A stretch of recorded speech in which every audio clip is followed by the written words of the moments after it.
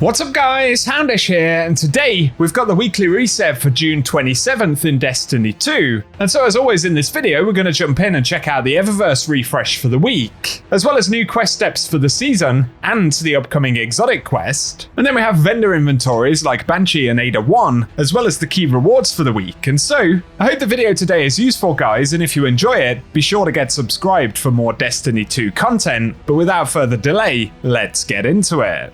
First up today, we do have a new update. I didn't expect this to drop in the game today, but this is update 7103, and so, for a quick look at the patch notes, for Crucible, they say they fixed an issue where the Powerlifter Triumph could be completed before gilding the Glorious Seal. On top of that, for competitive, they say they've improved matchmaking times at higher skill tiers, so that's good. Then in Trials of Osiris, they fixed a problem where some players were unable to access the game mode while on step 3 of the intro quest, and they also increased the drop rate of adept weapons on a flawless card after 7 wins. So certainly a couple of positives there. Also for Raids and Dungeons and Ghosts of the Deep, they fixed an issue where players could respawn out of the Final Encounters arena. And for Commendations, they fixed issues where players couldn't access the screen after using the Last Wish wall in the raid, and when finishing a deep dive activity. Next up though, for armor, they say they've updated the Cenotaph mask description to correctly state its perk behavior. They also fixed an issue where the rebound wave from Kepri's Horn wasn't dealing damage to enemies already damaged by the first wave, another where the Courtier Longcoat ornament could show a hole underneath the right arm, and as we get onto weapons, they fixed an issue where both Sweet Business and Telesto explosions could damage enemies through walls or other geometry. They also fixed an issue with Hollow Denial sound effects, and one where unlocking the pattern for Bump in the Night required a Season 17 entitlement to unlock. Finally though, for vendors, they fixed the Eververse lagginess, apparently, and an issue where Red War exotic focusing could award incorrect exotics. So a couple of useful updates right there this week, and give us any thoughts you have on them down in the comment section. Now though, let's get onto the gameplay side of things for today. And so initially we do have new quest steps for the main season quest, which is called Into the Depths. And as always, we'll be able to pick these up by visiting the Helm. So be sure to do that if you want to be kept up to date with the story. I believe this will be the final week for the season story, so there's the potential that it could be an interesting one. But as always, I will be sure to keep you posted.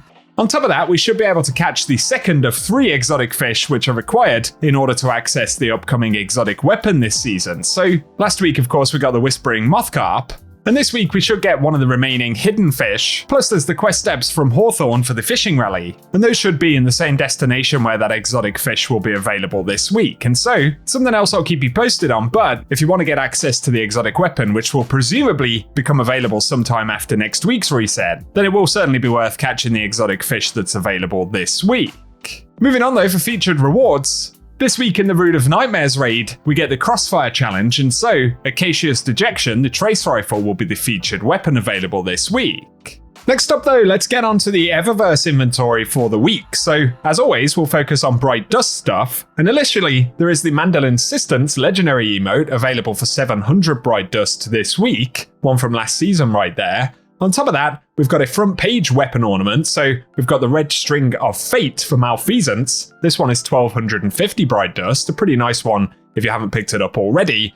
And then we've got the Cannon Fodder Transman effect for 450 Bright Dust. And for shaders, for 300 Bright Dust as always, initially, there is the Hazard Pay shader from back in Season of the Lost right there. And we also have Heat Shielded available on the front page this week as well. Moving over to the main Bright Dust page though, initially there's the Quick Cardio legendary emote here for 700 Bright Dust once again, so if you fancy a bit of a workout, you can grab that one this week. We also have the Come At Me rare emote available for 400 Bright Dust. We'll get a quick preview of it right here. Pretty cool one also. And then we have the Exotech Exotic Ghost Shell for 2850 Bright Dust this week. Another pretty nice one right there from back in Season of the Seraph. And the All-Terrain Explorer Exotic Sparrow, which is 2500 Bright Dust. For 700 Bright Dust though, there's the powerful Statement ornament right here for the loaded question, so if you didn't pick that one up back in the day, you can grab it this week. We also have the Whaler's Whim exotic weapon ornament for the Wish Ender right here. This is 1250 Bright Dust this week, so something else to potentially add to collections. And then we have the Lunar Rabbit projection for 1500 Bright Dust. But for the second page featured shaders right here, initially we have the Temperature Wash available right there. We've also got Atmospheric Glow, which is one that does come up kind of regularly. And then we've got the Golden Age Wine shader here as well. Take a quick preview of all of these. Also, the Lucid shader, which is another rather green looking thing right there available this week. But finally, for the Eververse store, we have the Vex Invasion effects, as well as the Heartbreaking Entrance and the Signal Intercept Transman effect. And the Transman effects will be 450 Bright Dust.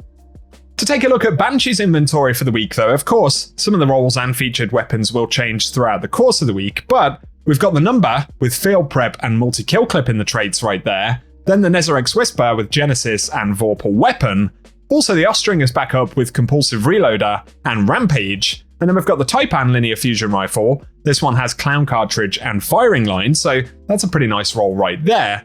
Then the Glissando 47 with Overflow and Cascade Point, but moving to the second page, here we've got the Lunalata 4B bow with No Distractions and Golden Tricorn.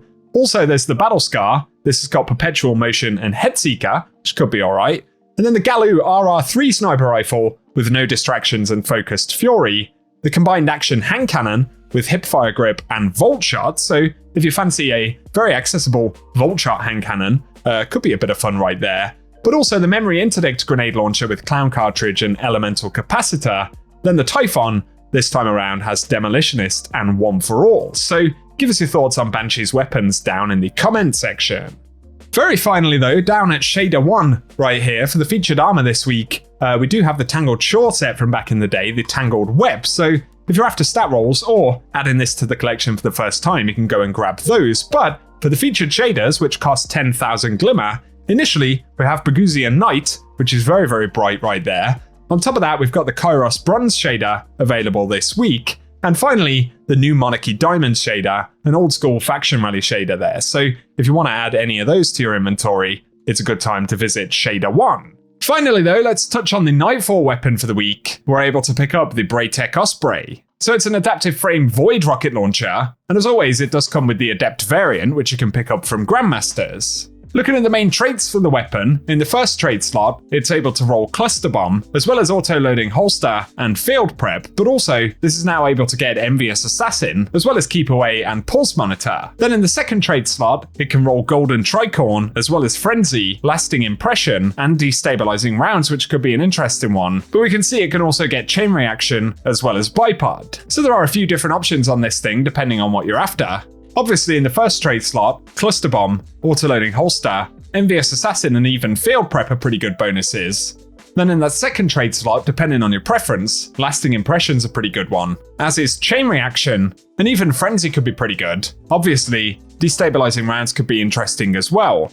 But be sure to let us know down below which rolls you're after on this rocket launcher, and of course good luck if you are on the hunt this week. Our final mention though, is for the featured Lost Sectors this week. So today, June 27th, we've got K1 Logistics dropping exotic gauntlets. And tomorrow, Wednesday the 28th, we'll get K1 Communion dropping exotic chest pieces. That's followed by helmet drops from Sepulture on June 29th. And then we'll get Extraction on June 30th, dropping exotic legs. Then it rolls around to Dreaming City with Aphelions Rest on July 1st, dropping exotic gauntlets. We'll get exotic chest pieces from the Chamber of Starlight for July 2nd, and finally for July 3rd, we'll see Bay of Drowned Wishes, which will be dropping exotic helmets. And so there we go, that's the sort of loot refresh for the week, guys. As always, I hope the video has been useful, and if it has, a rating below really does help us out on the channel. Plus, be sure to get subscribed and I'll keep you posted with more Destiny content. Also, let us know down below what you're up to inside of the game this week. But otherwise, I appreciate you guys tuning in, and whatever you get up to,